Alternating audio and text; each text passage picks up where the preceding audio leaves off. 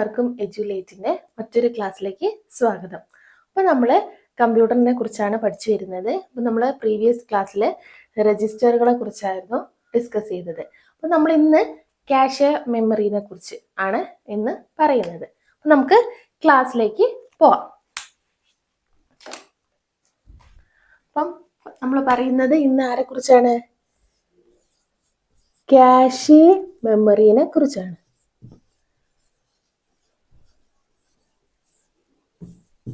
Cache memory, cache മെമ്മറിന്നും cache മെമ്മറിന്നും ഒക്കെ പറയാറുണ്ട്.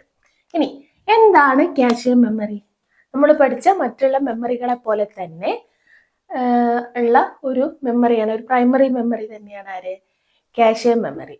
Cache memory എന്ന് പറഞ്ഞാൽ നമ്മൾ പ്രോസസ്സിങ് ചെയ്യാൻ വേണ്ടിയിട്ട് അല്ലെങ്കിൽ കമ്പ്യൂട്ടറിൽ പ്രോസസ്സിങ് വേഗത്തിലാക്കാൻ വേണ്ടിയിട്ട് നമ്മൾ സ്ഥിരമായി അക്സസ് ചെയ്യുന്ന കുറച്ച് ഡാറ്റകളും ഇൻസ്ട്രക്ഷൻസും ഒക്കെ ഉണ്ട്. അതായത് കമ്പ്യൂട്ടറിലുള്ള എന്താ പറയുക, പ്രോസസ്സിങ്. ആ കമ്പ്യൂട്ടറിൻ്റെ പ്രോസസ്സിങ് സ്പീഡിലാക്കാൻ വേണ്ടിയിട്ട് നമ്മൾ സ്ഥിരമായിട്ട് അല്ലെങ്കിൽ എപ്പോഴും സ്ഥിരമായിട്ട് നമ്മൾ അക്സസ് ചെയ്യുന്ന കുറച്ച് ഡാറ്റാസും അതേപോലെ തന്നെ ഇൻസ്ട്രക്ഷൻസും ഒക്കെ ഉണ്ട്. ഇങ്ങനത്തെ ഡാറ്റാസും ഇൻസ്ട്രക്ഷൻസും ഒക്കെ സ്റ്റോർ ചെയ്ത് വെക്കുന്ന ഒരു വോളറ്റൈൽ മെമ്മറിയാണ് ആര്? Cache memory. ഓക്കെ, അപ്പം ക്യാഷെ മെമ്മറി എന്താണ്? ഒരു വോളറ്റൈൽ മെമ്മറിയാണ്. It's a volatile memory. ഇനി ഈ ക്യാഷെ മെമ്മറി നമ്മളെ സി പി യു ഇല്ലേ, ഈ സി പി യുവിൻ്റെയും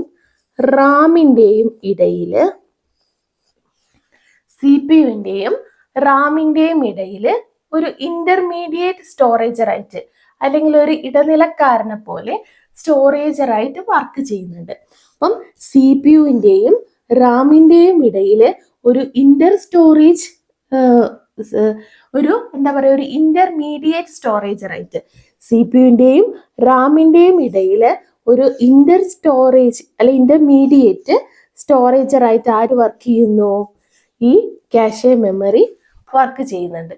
ഓക്കെ, ഇനി ആദ്യമായിട്ട് ഒരു ക്യാഷെ മെമ്മറി സിസ്റ്റം കണ്ടെത്തുന്നത് 1968ലാണ് ആദ്യമായിട്ട് ഒരു ക്യാഷെ മെമ്മറി സിസ്റ്റം കണ്ടെത്തിയത് മൗറീസ് വിൽക്സ് ആണ്. ആരാണ്? മൗറീസ്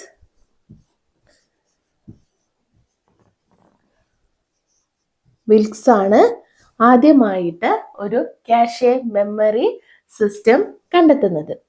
ഓക്കെ, അപ്പം നമ്മൾ ക്യാഷെ മെമ്മറിനെ കുറിച്ചാണ് പറഞ്ഞത്. അപ്പം ക്യാഷെ മെമ്മറി എന്ന് പറയുന്നത് ഫസ്റ്റ് പോയിന്റ് നിങ്ങൾ ഓർത്ത് വെക്കേണ്ടത് ഇറ്റ്സ് എ വോളറ്റൈൽ മെമ്മറി. എന്താണ്? അതൊരു താൽക്കാലിക മെമ്മറിയാണ്. അതുകൊണ്ട് തന്നെ it's a volatile memory.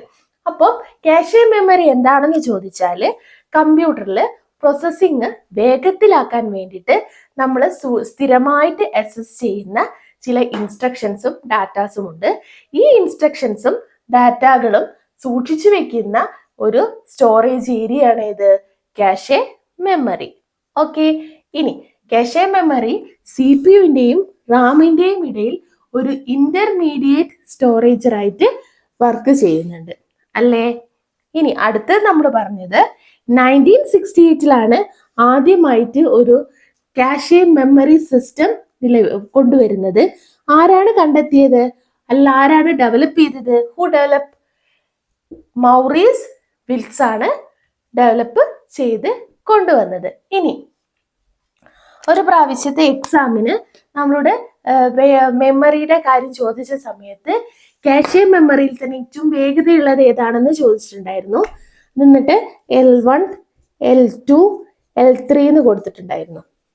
Okay, അപ്പം അതിൽ ഏറ്റവും വേഗതയുള്ളത് L1 ആണ്. അപ്പം നമുക്ക് പറയാം, അങ്ങനെ ഒരു ക്വസ്റ്റ്യൻ ഒരു പ്രാവശ്യം ചോദിച്ചിട്ടുണ്ടായിരുന്നു. അതുകൊണ്ട് നമുക്ക് അതൊന്നും കൂടി ഒന്ന് പറയാം.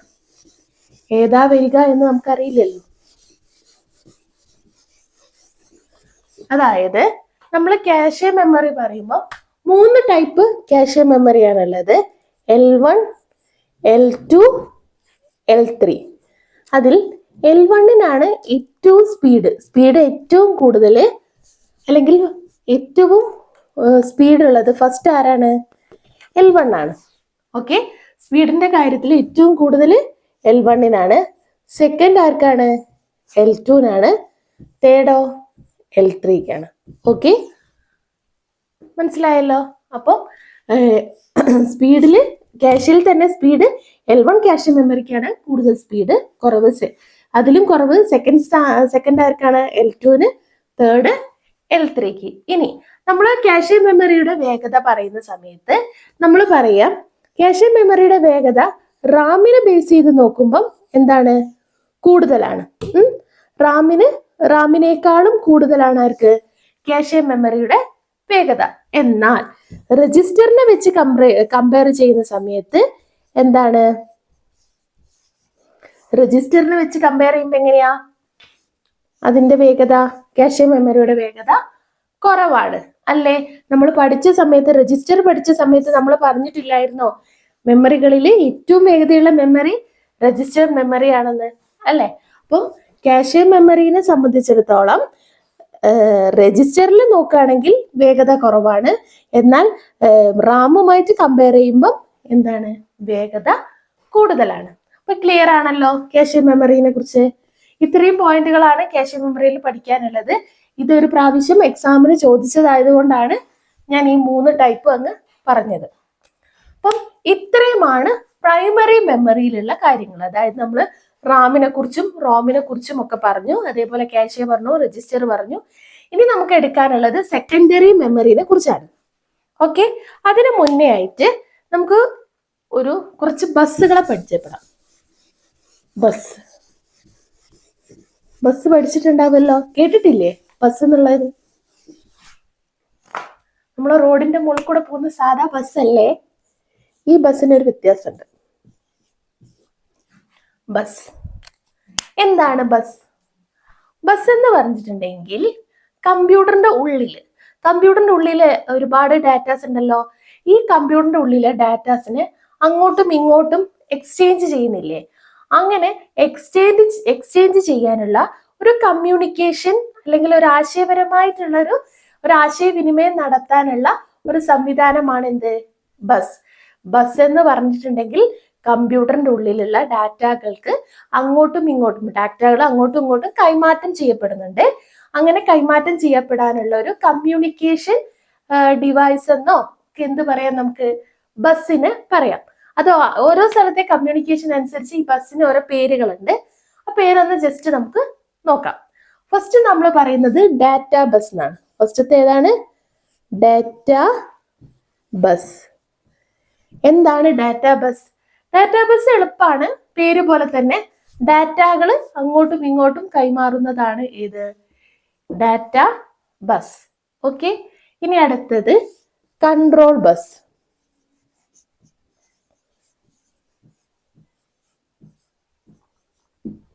ഏതാണ്? Control bus. കൺട്രോൾ ബസ് എന്ന് പറഞ്ഞിട്ടുണ്ടെങ്കിൽ കമ്പ്യൂട്ടറിന്റെ പ്രവർത്തനങ്ങളൊക്കെ ഉണ്ടല്ലോ, കമ്പ്യൂട്ടറിലുള്ള ഓരോ പ്രവർത്തനങ്ങളും. അങ്ങനെ കമ്പ്യൂട്ടറിലുള്ള എല്ലാ പ്രവർത്തനങ്ങളും നിയന്ത്രിക്കുന്നത് കുറെ സിഗ്നലുകളാണ് അല്ലെ? കമ്പ്യൂട്ടറിലുള്ള എല്ലാ പ്രവർത്തനങ്ങളെയും നിയന്ത്രിക്കുന്നത് എന്തൊക്കെയാണ്? ഓരോ സിഗ്നലുകളാണ്. അപ്പൊ ഈ സിഗ്നലുകളെയൊക്കെ അങ്ങോട്ടും ഇങ്ങോട്ടും അയക്കാൻ വേണ്ടിയിട്ട് യൂസ് ചെയ്യുന്ന ഒരു ബസ്സാണ് ഇത് കൺട്രോൾ ബസ്. ഓക്കെ, അപ്പം കമ്പ്യൂട്ടറിനുള്ളിലുള്ള അല്ലെങ്കിൽ കമ്പ്യൂട്ടറിനുള്ള പ്രവർത്തനങ്ങളെ നിയന്ത്രിക്കുന്നതിന് വേണ്ടിയിട്ടുള്ള സിഗ്നലുകളെ അയക്കാൻ വേണ്ടി യൂസ് ചെയ്യുന്ന ബസ്സാണ് ഇത് കൺട്രോൾ ബസ്. ഡാറ്റകൾ അങ്ങോട്ടും ഇങ്ങോട്ടും മാറ്റാനുള്ള ബസ്സാണ് ഇത് ഡാറ്റാ ബസ്. ഇത് ക്ലിയർ ആണല്ലോ. ഇനി നമുക്ക് ഒരൊറ്റ ബസ്സും കൂടെ ഉണ്ട്, അതാണ് system bus. That is system bus. എന്താ സിസ്റ്റം ബസ്? സിസ്റ്റം ബസ് എന്ന് പറഞ്ഞിട്ടുണ്ടെങ്കിൽ CPU റാം, CPUവിനെയും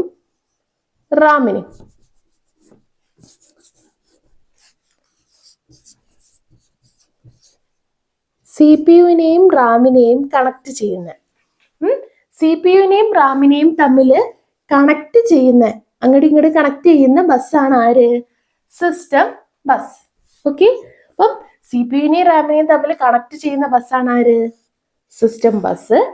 കമ്പ്യൂട്ടറിനുള്ളിലുള്ള പ്രവർത്തനങ്ങളെയൊക്കെ നിയന്ത്രിക്കുന്നത് സിഗ്നലുകളാണ്. ആ സിഗ്നലുകളെ അങ്ങോട്ടും ഇങ്ങോട്ടും അയക്കുന്ന ബസ്സാണ് ആര്? Control bus. ഡാറ്റകൾ അങ്ങോട്ടും ഇങ്ങോട്ടും അയക്കുന്ന ബസ്സാണ് ആര്? Data bus. ഇനി ബസ് എന്ന് പറയുന്നത് എന്തായിരുന്നു? ബസ് എന്ന് പറഞ്ഞാൽ കമ്പ്യൂട്ടറിനുള്ളിലുള്ള കാര്യങ്ങൾ, ഡാറ്റകളൊക്കെ അങ്ങോട്ടും ഇങ്ങോട്ടും കൈമാറാനുള്ള ആശയപരമായ അല്ലെങ്കിൽ കമ്മ്യൂണിക്കേഷൻ ഡിവൈസ് ആണ് ആര്?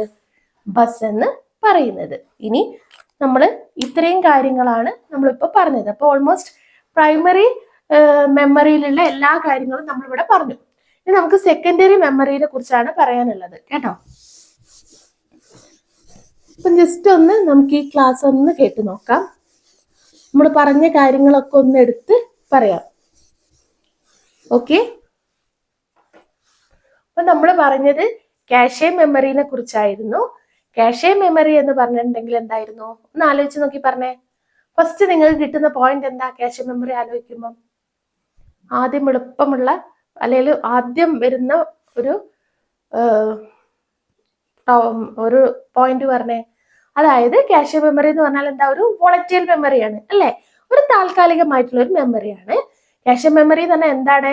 പ്രോസസ്സിങ്ങിന് വേണ്ടിയിട്ട് അല്ലെങ്കിൽ പ്രോസസ്സിങ് വേഗത്തിലാക്കാൻ വേണ്ടി നമ്മൾ സ്ഥിരമായി അക്സസ് ചെയ്യുന്ന ഡാറ്റകള് അതേപോലെ തന്നെ ഇൻസ്ട്രക്ഷൻസ് ഒക്കെ സ്റ്റോർ ചെയ്യുന്ന മെമ്മറിയാണ് ആര്?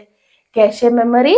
റാമിനെ നോക്കുമ്പോൾ കാഷെ മെമ്മറിക്ക് സ്പീഡ് കൂടുതലാണ്, എന്നാൽ രജിസ്റ്ററിനെ നോക്കുമ്പോൾ കാഷെ മെമ്മറിക്ക് സ്പീഡ് കുറവാണ്. ഇനി റാമിനെയും സി പി യുവിനെയും തമ്മിൽ എന്താ പറയാ, അവയ്ക്കിടയിൽ ഉള്ള ഒരു ഇന്റർമീഡിയറ്റ് സ്റ്റോറേജർ ആയിട്ട് വർക്ക് ചെയ്യുന്നത് ആരാണ്? ഈ കാഷെ മെമ്മറിയാണ്. പിന്നെ അതേപോലെ തന്നെ ആദ്യമായിട്ട് ഒരു കാഷെ മെമ്മറി സിസ്റ്റം കണ്ടെത്തുന്നത് മൗറീസ് വിൽക്സ് ആണ്. ഏത് വർഷം? 1968. ഇനി നമ്മൾ സ്പീഡ് പറഞ്ഞ സമയത്ത് കാഷെ മെമ്മറിയിൽ തന്നെ ഏറ്റവും സ്പീഡ് ഉള്ളത് L1-നും, സെക്കൻഡ് L2, തേർഡ് L3. പിന്നെ നമ്മൾ ബസ്സുകളെ കുറിച്ച് പറഞ്ഞു. ബസ്സുകൾ എന്ന് പറഞ്ഞിട്ടുണ്ടെങ്കിൽ കമ്പ്യൂട്ടറിനുള്ളിലുള്ള ഡാറ്റകൾ അങ്ങോട്ടും ഇങ്ങോട്ടും കൈമാറ്റം ചെയ്യാൻ വേണ്ടിയിട്ടുള്ള ഒരു കമ്മ്യൂണിക്കേഷൻ ഡിവൈസ് ആണ് ബസ്. അതിൽ ഡാറ്റകളാണ് കൈമാറുന്നതെങ്കിൽ നമ്മൾ ഡാറ്റ ബസ് എന്നും, ഇനി കമ്പ്യൂട്ടറിനുള്ളിലുള്ള പ്രവർത്തനങ്ങളൊക്കെ നിയന്ത്രിക്കുന്ന സിഗ്നലുകളെ അങ്ങോട്ടും ഇങ്ങോട്ടും അയക്കാനാണെങ്കിൽ അത് ഏതാണ്? കൺട്രോൾ ബസ് എന്നും ബസ്സാണ്. ഇനി പ്രോഗ്രാമുകളെ സി പി യുവിനെയും റാമിനെയും തമ്മിൽ കണക്ട് ചെയ്യുന്ന ബസ് ഏതാണെന്ന് ചോദിച്ചാൽ അത് ഏതാണ്? സിസ്റ്റം ബസ് ആണെന്നാണ് പറഞ്ഞത്. അപ്പം ഈ ഒരു ക്ലാസ്സിനോട് കൂടി നമ്മളെ പ്രൈമറി മെമ്മറി കഴിഞ്ഞു. ഇനി നമുക്ക് അടുത്ത ക്ലാസ്സിൽ സെക്കൻഡറി മെമ്മറിനെ കുറിച്ചാണ് പറയേണ്ടത്. അപ്പം നമ്മൾ സെക്കൻഡറി മെമ്മറി എന്താണെന്ന് അവിടെ തുടങ്ങി വെച്ചിട്ടുണ്ട്. ഇനി അതിലുള്ള ഓരോ സെക്കൻഡറി മെമ്മറിയിൽ നമ്മൾ പറഞ്ഞ ഹാർഡ് ഡിസ്കിനെ കുറിച്ചും ഫ്ലോപ്പി ഡിസ്കിനെ കുറിച്ചും ഒക്കെയാണ് നമുക്ക് പറയാനുള്ളത്. അതൊക്കെ നമുക്ക് അടുത്ത ക്ലാസ്സുകളിലായിട്ട് ഡിസ്കസ് ചെയ്യാം. Okay, thank you.